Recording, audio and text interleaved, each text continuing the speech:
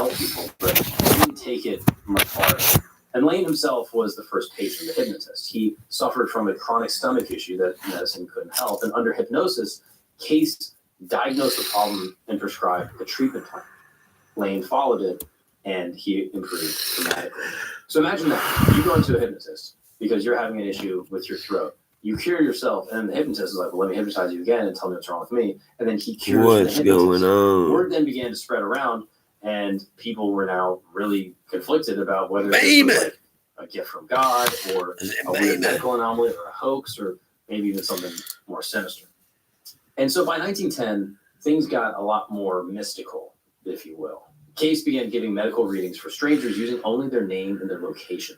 So Lane would basically hypnotize them, and at your Case, while in this trance, would describe the person's body as if it was directly in front of him. And it was almost like a remote viewing, if you're familiar with that term. And the process was basically the same thing. He would lie down, fold his hands across his chest, close his eyes, and enter this, induced trance. And then Lane, or later his wife Gertrude, would give him the person's name and location, sometimes hundreds of miles away. And within moments, he would then begin speaking in this calm, almost like detached kind of voice and describing internal organs and treatments and conditions for people he had never met before.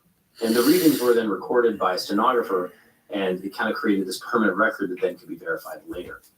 He emphasized this quote. He says, "We are guided by the subconscious mind, which is in touch with all other subconscious minds, or by the universal mind of God." So his readings often recommended some type of natural, homeopathic remedy. So like castor oil for inflammation, spinal adjustments, dietary regimens, like stop eating, starches and proteins together, or, fried foods, drinking water, stuff like that. And what set Case apart from, the traditional, like traveling faith healer, like con man, is that he didn't give vague advice or like universal panaceas. He gave specific instructions, like which vertebrae needed to be adjusted, or like which temperature the castor oil pack should be, or how many days to continue a treatment. And many of his recommendations involved therapies that were considered like sort of fringe at the time, but have like since been validated in the modern era. So things like gut health or like mind-body connection, things that people kind of talk about now that at the time were seen as like weird, holistic, kind of bunk science stuff.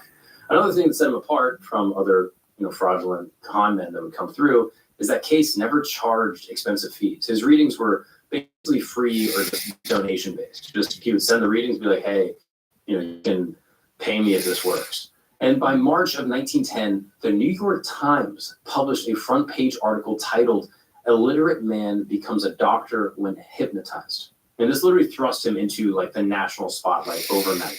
And in an instant, he went from this like local curiosity, like dude in your town that was doing this like crazy little trick to a national phenomenon. And as a result, letters were pouring in from desperate people begging for these types of, prescriptions or a reading or anything. Doctors began traveling to Kentucky to just watch him while he was working. And some of them were really impressed, and others claimed that he was playing tricks with, the subconscious mind.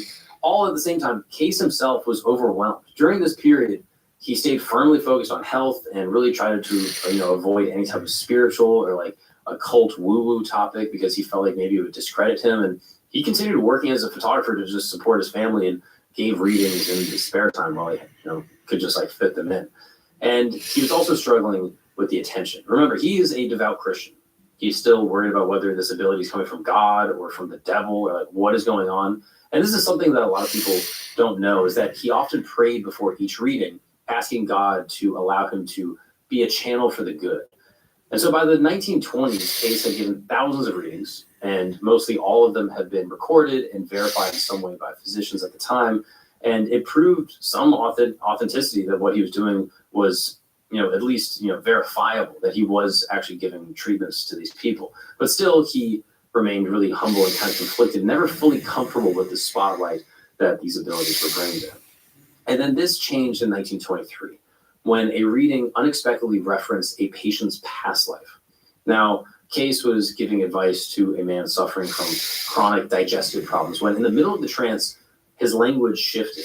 Instead of talking about diet or spinal adjustments or whatever else he would prescribe, he began describing the man's life as a colonial settler in America in the 1700s. He claimed that the man was working as like a landowner, maybe like a farmer that was struggling with like food scarcity and improper food preservation, which supposedly created like digestive weakness that he claims carried over into